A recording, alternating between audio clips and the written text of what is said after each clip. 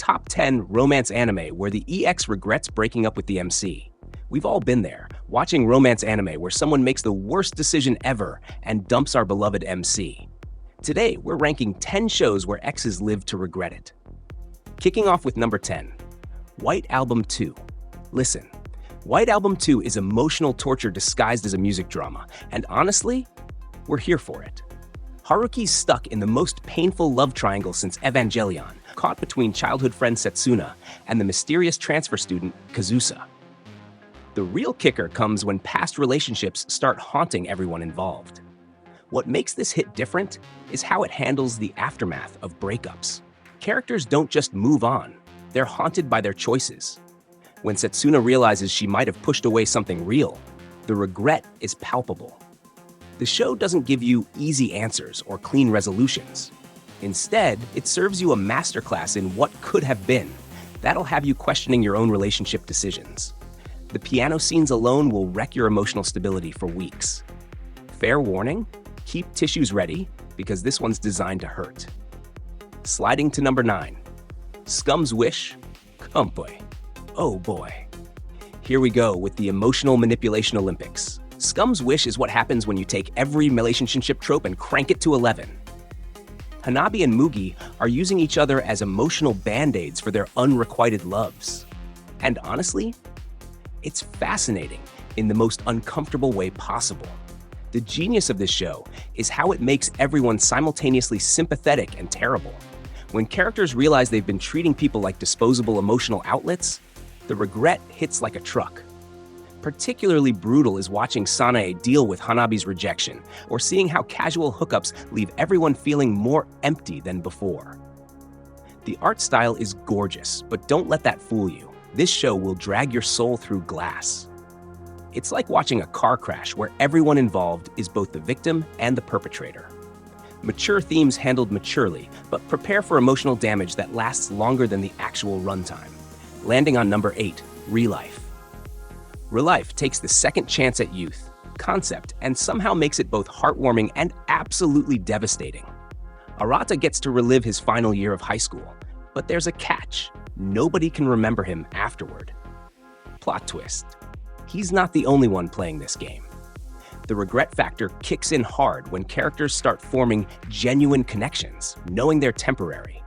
When Chitsuru realizes she might lose someone important again, or when Arata understands the weight of his choices, the emotional stakes skyrocket.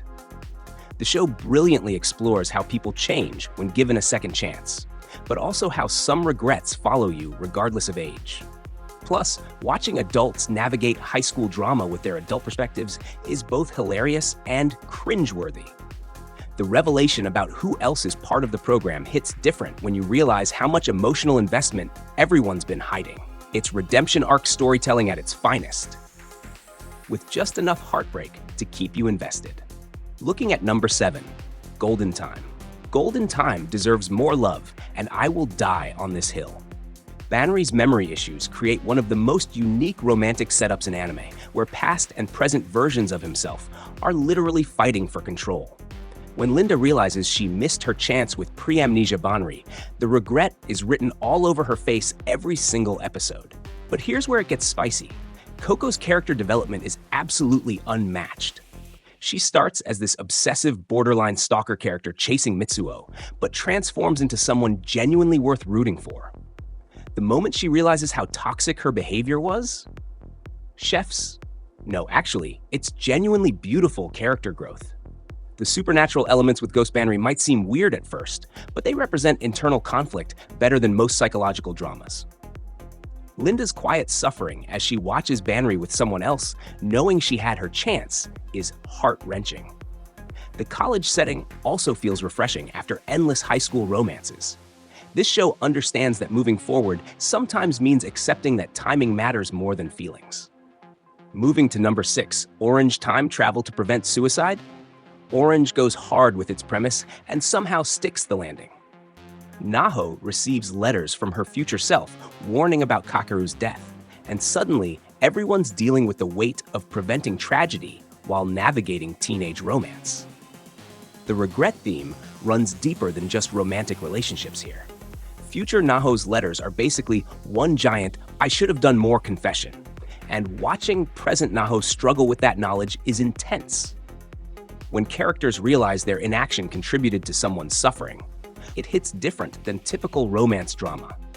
Sua's sacrifice, stepping back so Naho and Kakeru can be together, is simultaneously noble and heartbreaking.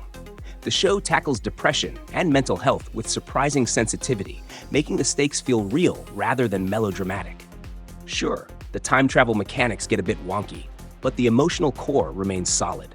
Seeing everyone work together to save their friend while dealing with their own romantic feelings creates this beautiful blend of friendship and love that most anime struggle to balance.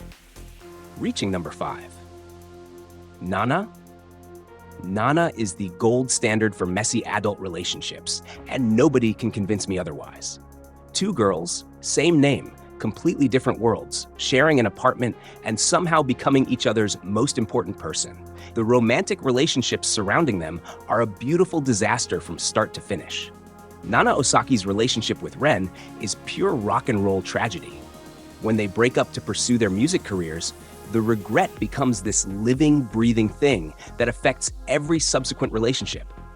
Hachi's pattern of jumping between men while pining for what she can't have creates this cycle of regret that feels painfully realistic.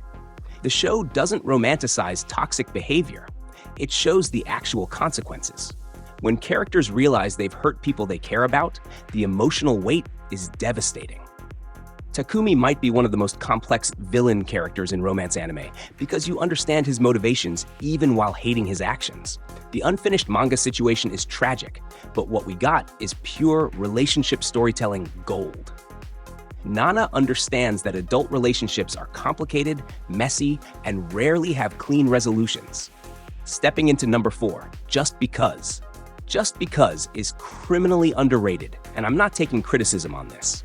Set during the final semester of high school, it captures that specific anxiety of everything's about to change forever, better than most coming-of-age stories. When Ida returns and disrupts the established social dynamics, old feelings resurface with devastating clarity. Mio's internal struggle watching Ada reconnect with Haruto is subtle but powerful. The regret isn't dramatic or explosive, it's quiet, realistic, and absolutely crushing. The show excels at showing how unspoken feelings can haunt relationships years later. Hazuki's pursuit of Haruto while dealing with her own insecurities creates this beautiful character study about taking chances before it's too late.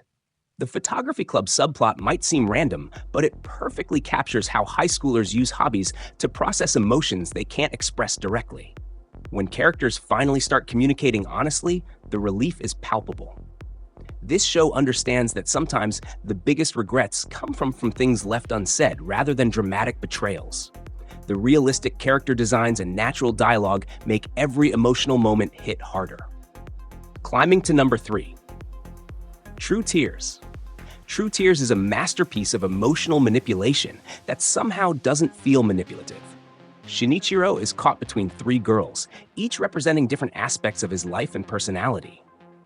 The regret factor comes from watching characters make choices that clearly aren't right for them, driven by obligation rather than genuine feeling.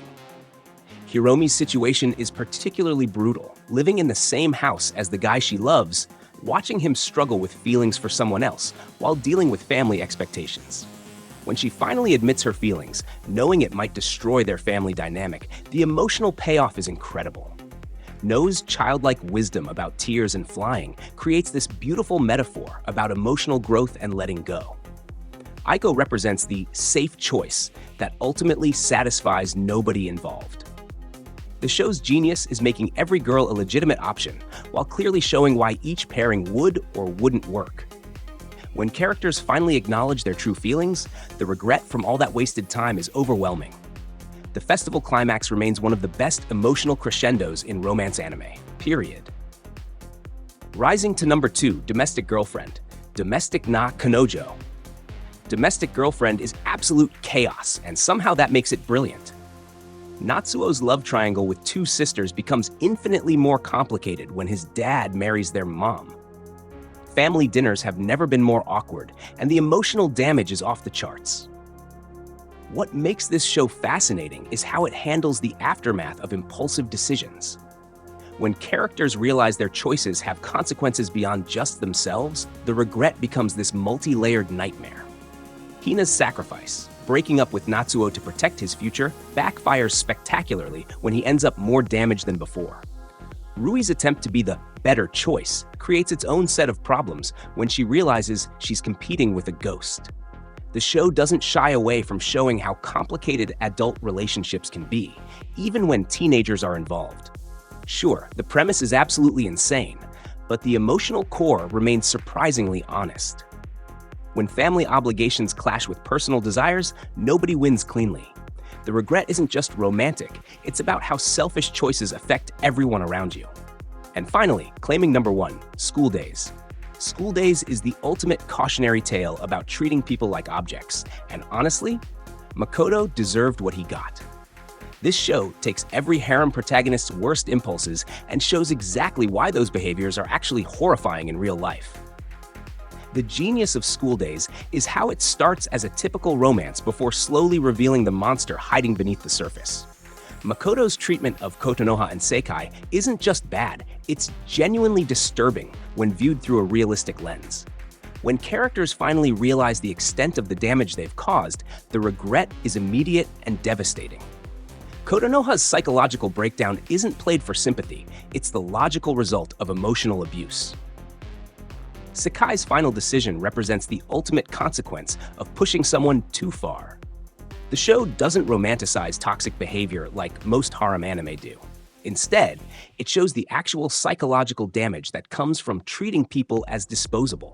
When everyone involved realizes how badly they've hurt each other, the regret becomes literal life and death stakes. The ending is controversial but necessary. Sometimes actions have consequences that can't be fixed with a heartfelt confession. These shows prove that regret in romance hits different when characters actually face consequences for their actions. Which ex's regret hit you hardest? Drop your thoughts below. Smash that like if this brought back painful memories, and subscribe for more anime that'll wreck your emotional stability. See you next time.